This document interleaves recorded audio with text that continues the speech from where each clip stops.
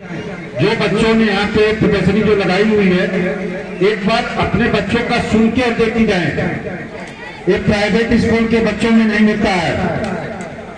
मैं दावे से कहता हूँ, हम लोग प्राइवेट स्कूलों में भी जाते हैं, सारे जगह जाते हैं, पर जो यहाँ के बच्चों की जो सर्वांगीण विकास है, मतलब उनके चौमुखी विकास है, बच्चे अच्छा, एक बच्ची ने हारमोनियम पे इतना अच्छा गीत गाया, माइक के साथ नहीं दिया, ये प्रतिभा कहीं नहीं मिलती है।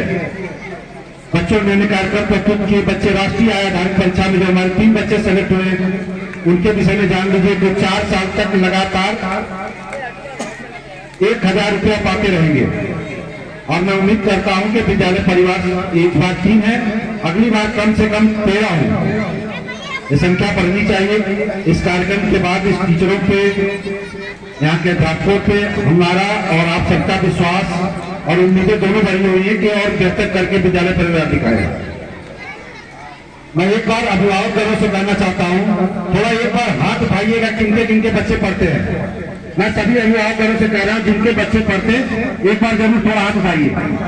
जिनके बच्चे नाती पोता कोई भी पढ़ता हो, थोड़ा हाथ उठाइएगा। देख सकते हैं आप लोग की इस कार्यक्रम में जिनके बच्चे पढ़ते हैं, सर्वाधिक हाथ पीछे कर लीजिए, माताएं ही आई हुई हैं।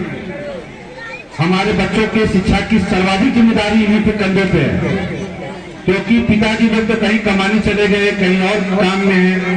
बच्चे स्कूल में अगर 6-7 घंटे 8 घंटे रहते हैं तो शेष समय घर पे व्यतीत करते हैं। घर पे इनका कैसे इनका पालन पोषण करना है, कैसे विद्यालय की शिक्षा को आगे बढ़ाना है, वो माताओं के कंधे पे ही है। मैं सभी अभिभावकों से गुजारिश करके एक काम कर दीजिए, मैं दावा कर रहा हूं कि आपको कभी ठगा हुआ नहीं महसूस करेंगे कि किसी कॉन्वेंट स्कूल में नहीं पढ़ा पाया। केवल आप समय से स्कूल भेज दीजिए, अपने बच्चे को भेज दीजिए, पड़ोस के बच्चे को भी भेज दीजिए। ये हम सबकी जिम्मेदारी है कि समय से हम जब प्राइवेट स्कूल में पढ़ाते हैं तो फिर बच्चे को पकाए नहला धुला टिफिन उफिन पैक करके बाल झाड़ करके टाटा बाय बाय करके छोड़ते हैं।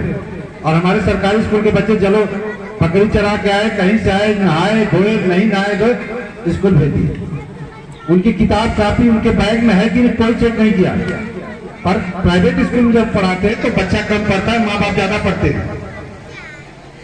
बस केवल आप इतना कर दीजिए, उनको देख लीजिए एक बार कि उनकी किताब कापी है कि नहीं, पूछ लीजिए। शाम को आते हैं तो क्या पढ़ाया गया स्कूलों में, इसके बाद भी कोई समस्या आती है। मैं समझ रहा हूँ स्कूल तो हमारा बेहतर है, और समस्या है कोई नहीं पढ़ा रहा तो भी शिकायत आप कर सकते हैं।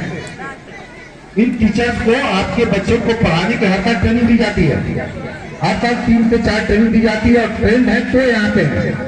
इनको सरकारी नौकरियां तभी मिली जब योग्य लोग हैं यहाँ पे। जिनको नौकरी नहीं मिली वही प्राइवेट में पढ़ा रहे हैं, योग्यता की कोई कमी नहीं। हमारे मास्टर साहब ने बताया कि पूर्व प्रधान जी ने कि किस तरह डेडिकेशन की गर्मी की छुट्टियों में भी हमारे अध्यापक घर तक पूछने चले जा रहे हैं।